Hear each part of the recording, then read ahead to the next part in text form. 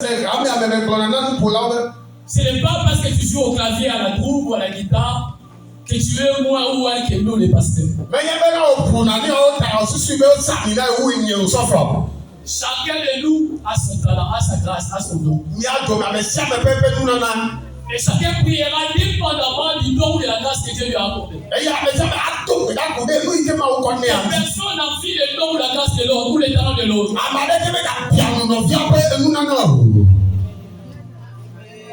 David entre dans le palais qui sera le sien 13 ans après.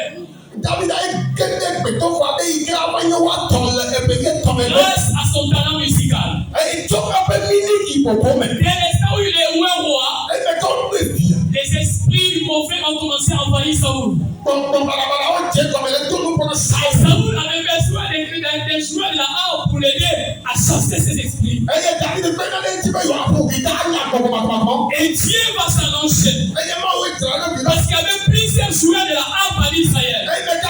Mais Dieu va s'arranger selon le bon conseil de sa volonté. Parce qu'on aille chercher David.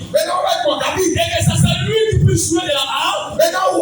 Parce que 13 ans après, les palais dans lesquels il entre pour sa première fois, sera son palais à lui. Je peux parler comme un prophète. Que le Seigneur te fasse grâce. Dans cette église-là, dans cette église-là, où que tu fais tes affaires, où que tu sois, tu ne poses pas tes pieds par hasard. Dans le temps qui arrive, la chose t'appartiendra. Ce bonheur t'appartiendra. Ce privilège t'appartiendra. Tu le crois, tu le reçois dans Jésus.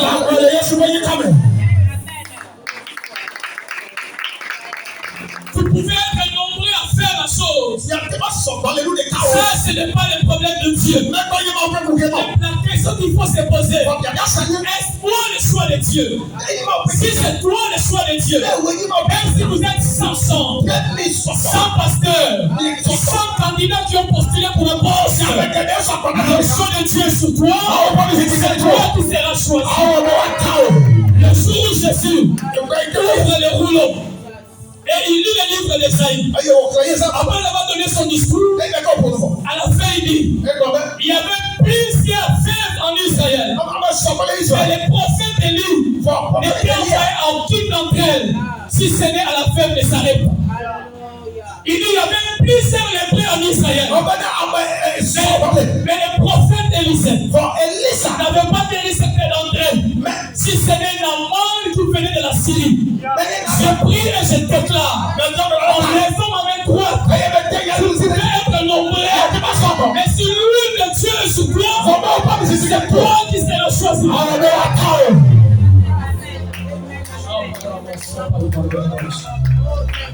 Tu es un grand homme d'affaires, une grande dame d'affaires.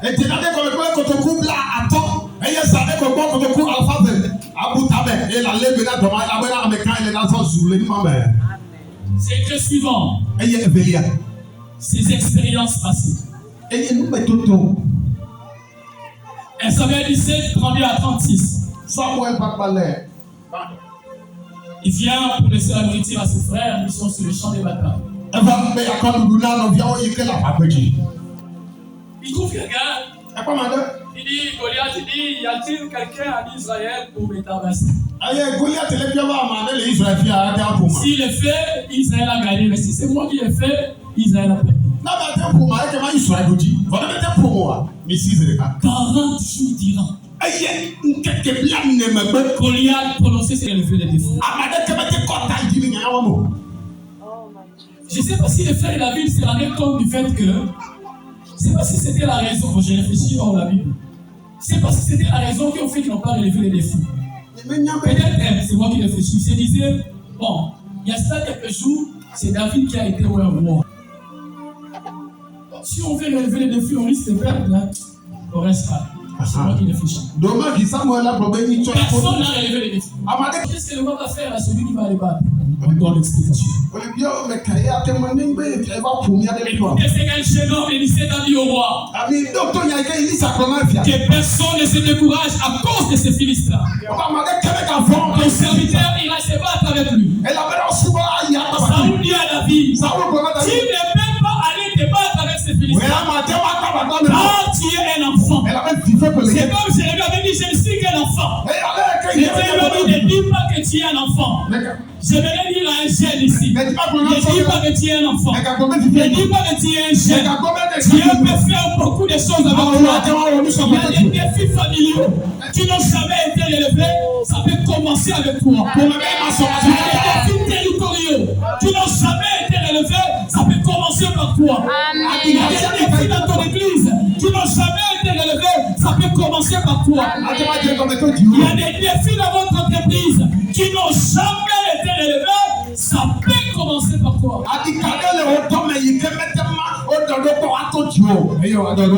Aucune personne dans ma famille n'avait foulé les pieds étrangers comme moi. Nous n'avons aucun pasteur de la famille. Aucun. Donc ce n'est pas parce qu'il n'y a pas de gens que toi tu ne peux pas. Non. Samuel, tu es un enfant. Et il est un homme de cœur dès sa jeunesse.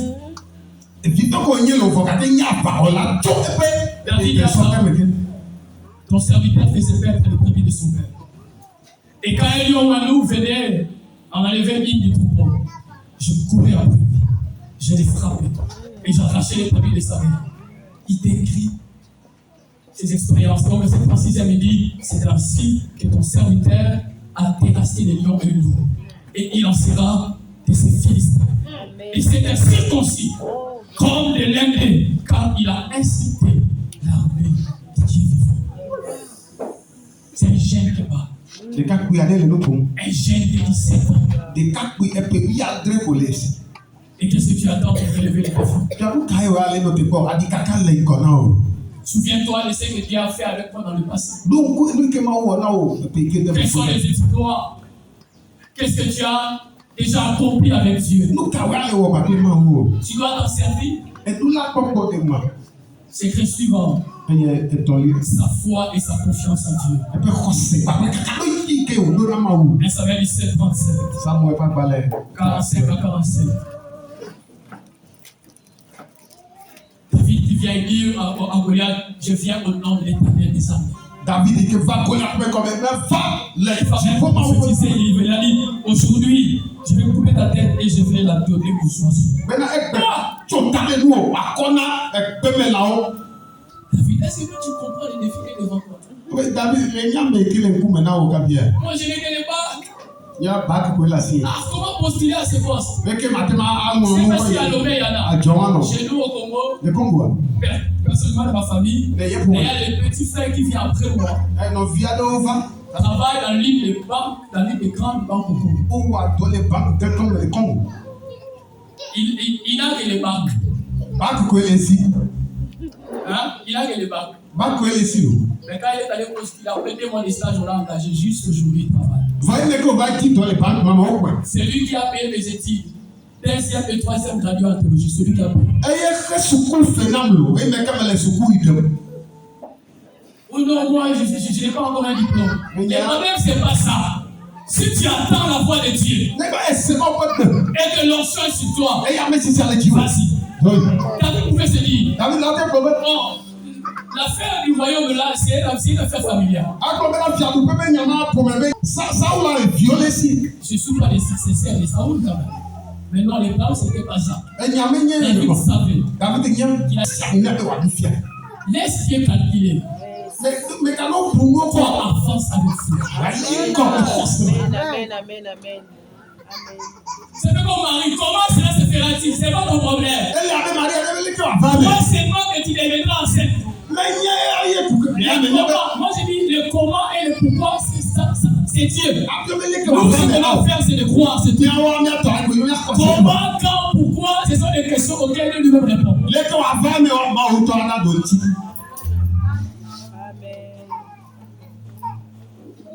C'est le suivant. David utilisait ses propres armes. David a un temps. Elle s'appelle du 7, 38 à 40. Ça ne pas mal. Il fait aller battre Goliath. Saoul, Saoul croyait pas à Pharaon. Ça tenait les soldats. Il a vacillé au roi. Non. J'ai le pierre. J'ai ma lance sur le pharaon. Utilise tes propres moyens. Exerce ton ministère. Évolue dans tes affaires. Évolue dans ton domaine. Dans ce que tu fais, selon la révélation que Dieu te donne. Selon le moyen que Dieu te donne. Combien quelqu'un n'est pas mauvais. Mais tu dois t'assurer que quand tu copies là, c'est conforme à toi et surtout conforme à la volonté de Dieu. Mais laisse-moi la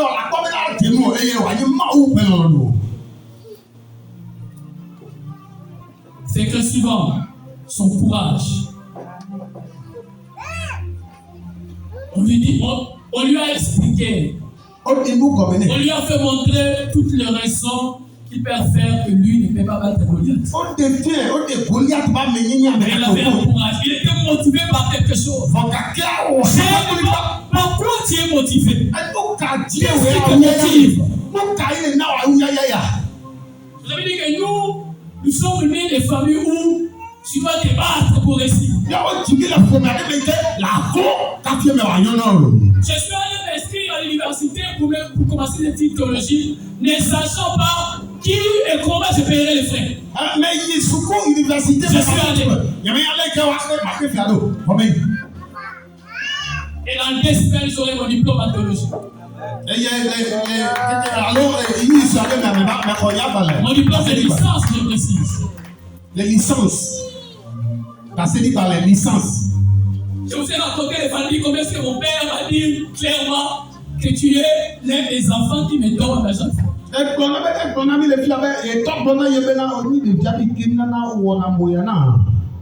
J'avais 6 ans lorsque je commence l'église. Libéré par mon père spirituel. Dans un milieu très difficile, très délicat. Les gens m'ont dit, pourquoi tu as ça? Si j'ai encore. Et dans ce milieu-là, avec quel moyen? J'ai prié. Et le Seigneur m'a convoqué. Et tous s'en vont. Je dirige l'église qui est vivante. J'ai encore 29 ans. Moi, j'ai pas honte de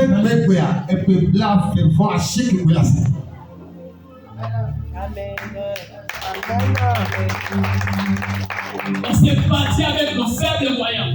Et aujourd'hui, quand vous entrez dans mon église, tu n'as pas l'idée que ça fait 3 ans. Le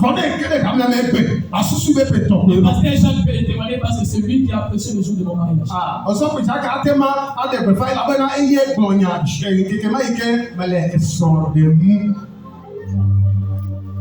Et le chef qui est resté avec l'église pendant que moi je suis sur à Loré pendant 3 mois, il a 24 ans.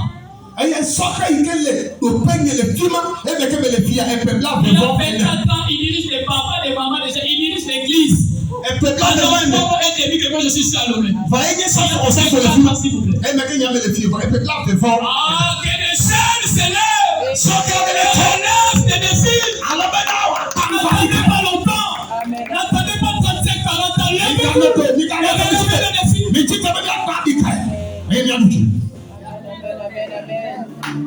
Je suis marié à cela 1 année et demie. Père est conscient de 4 mois. J'ai encore 29 ans. Je n'ai pas honte de mon âge. Parce que malgré mon âge, si tu te crois, si c'est quoi tu vas appeler père. Je suis pasteur.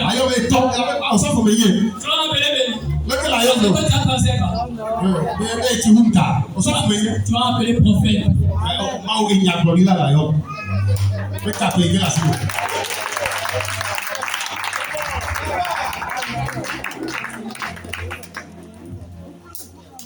Il me reste 10 minutes. Minute sur avec le gars ici. Tiré suivant, on va noter rapidement. Sa loyauté à Saoul malgré tout.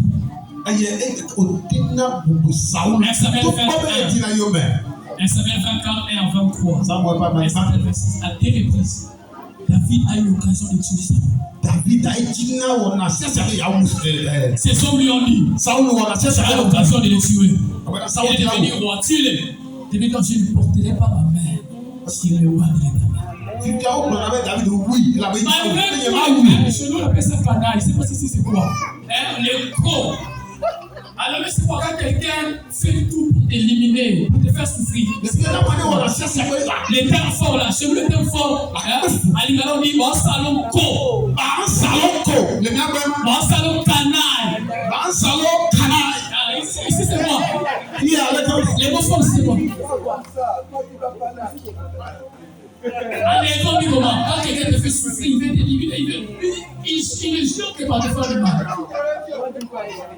Avec Vodi, t'as laissé là. Avec Vodi, t'as laissé là.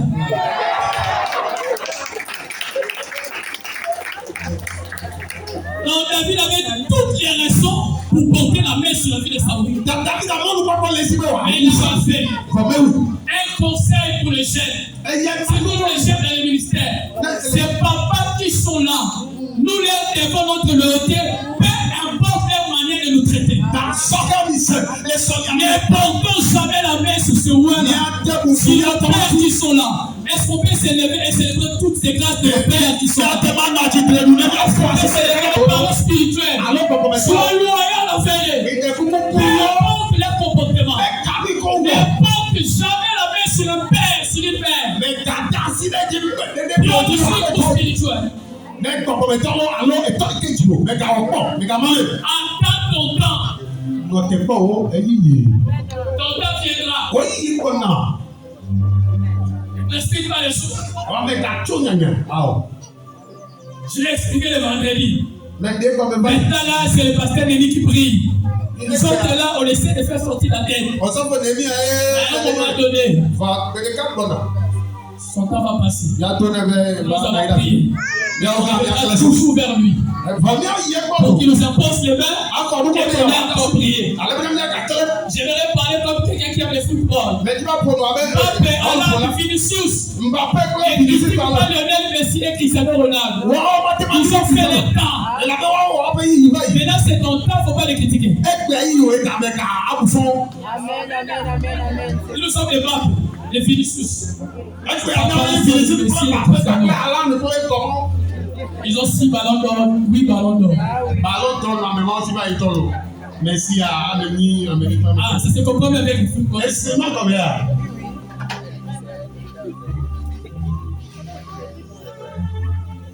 Tiré suivant, sa persévérance et sa patience. Vous avez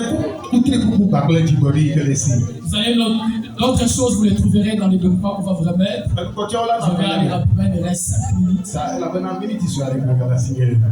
Entamons rapidement les 3 et derniers points. On va aller rapidement, ce sont des conseils et des orientations pratiques. Quelques conseils et orientations pratiques. On a parlé de la Bible. Maintenant, dans le rapport humainement parlant, quels sont les conseils et quelques orientations pratiques qu'on peut donner pour des si jeunes? Premièrement, ne vous fatiguez pas d'écrire le courage. Je vais aller rapidement. Le plus grand principe pour la réussite d'un homme, c'est la volonté de Dieu. Tu vas te poser des questions. Pourquoi Dieu est sur la terre? Quelles sont tes fréquentations de destinée? Tu ne peux pas choisir n'importe comment ton futur conjoint. Tes amis, tes collègues. Ce n'est pas par hasard, vous me voyez partout, il y a pasteur Jacques, il y a pasteur Sérébi, il y a pasteur Jacques. Je vous ai dit, j'apprends. Ce n'est pas par hasard. Ce sont mes pères, mais mes amis aussi de la destinée. Et mes enfants, c'est à évoluer. Je m'attache rarement aux jeunes de ma génération. Je m'attache souvent aux pères. Choisis bien ton entourage. Yes.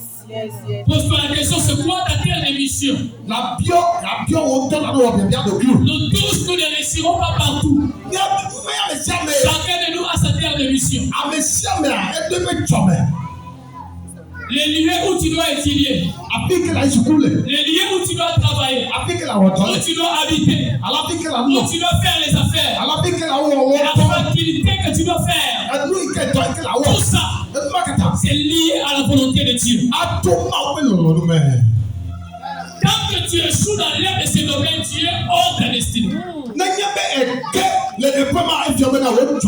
je veille sur tous mes choix. Mon épouse que j'aime pris le temps de prier pour la voir. Là où on habite, Dieu m'a parlé de là. On est parlé par la salle. Dieu m'a parlé. Il m'a montré l'endroit. Je ne fais pas les choses au hasard. Amen. Celui qui réussit en matière de la volonté de Dieu a réussi sa vie. Autrement, c'est l'échec. Le pasteur Ivan Castano a dit, le plus important dans la vie, ce n'est pas de devenir célèbre, mais plutôt de devenir la personne que Dieu fait que tu deviens.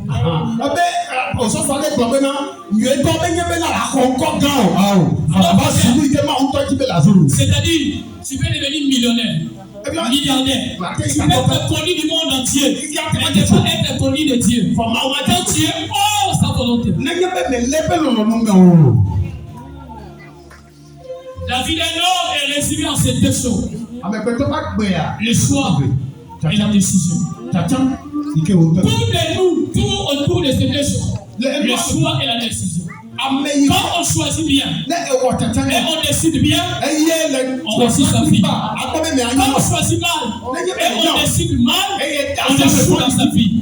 C'est pourquoi ne choisissez pas et ne décidez pas à la légère.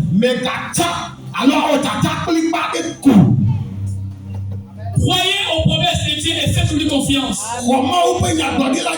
Celui qui a fait la promesse est fidèle. Il ne ment pas et ne mentira jamais. Il y a cela 10 ans, j'ai rencontré un homme de Dieu qui ne savait même pas que je fais la théologie. Et encore moins que dans notre faculté on voyage pour l'homme. Dans 2 ans, je vous vois dans certains pays d'Afrique. Je lui dis que la volonté de Dieu soit faite et 2 ans après. Je suis à Lomé, je fais un tour au Bénin. Et il y a déjà quelques personnes qui prennent rendez-vous avec moi. Il y a un papa pour qui avait déjà beaucoup qui m'a dit l'année prochaine, nous ferons un programme. Tu dois venir au Burkina Faso pendant 1 semaine avec ta famille. Dieu a parlé et il a accompli. Croyez aux promesses de Dieu. Soyez plus confiant. Il ne ment pas. Restez fidèle à Dieu et servez-les avec fidélité. Consacrez-vous et consacrez vos biens entièrement à Dieu et à sa cause. Ordonnez-vous et disciplinez-vous. C'est la manière la plus rigide si possible. Je n'ai jamais eu la pensée de jouer avec les filles. Mon épouse, c'est la première et la dernière fille que j'ai draguée durant toute ma vie. Je me suis discipliné. Jusqu'à terme moment. Donc c'est l'unique et la dernière fille que j'ai draguée durant toute ma vie. Parce qu'elle est mon avenir.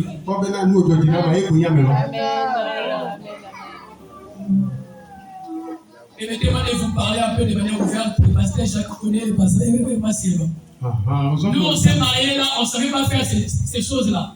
On s'est mariés. Durant 1 semaine, on s'est battu, on ne connaissait pas comment faire ces choses-là. Quand je m'appelle dit ça va pas, j'ai fait appel au palais, j'ai dit ici ça va pas. Il vient le mariage, il y a les yimio. Les parents sont arrivés, ils ont coaché, ça va marcher. On va là-bas, mais les yimio. Mais moi j'ai payé pour la nourriture, mais tu peux pas manger comment? Mais La nourriture est là, mais je ne sais pas comment manger. Moi, les fonds, voilà que la nuit, il y avait les yimio. Parce que les gens prennent un autre pasteur qui reste comme vous. Au sauf Ils vont coacher. L'autre pasteur a dit non. Il dit, il faut beaucoup. En ce moment, dans les ancêtres peuvent intervenir. Ils nous ont amenés pendant un week-end à Lucala, dans l'île de nos prophètes. Une semaine depuis qu'on s'est marié, on n'arrive pas. On est allé à Lucala, au pont central. C'est là que les voiles du temple s'est déchirées en deux morceaux. Et l'accès était libre au lieu très saint. Cher, il a commencé à discipliner.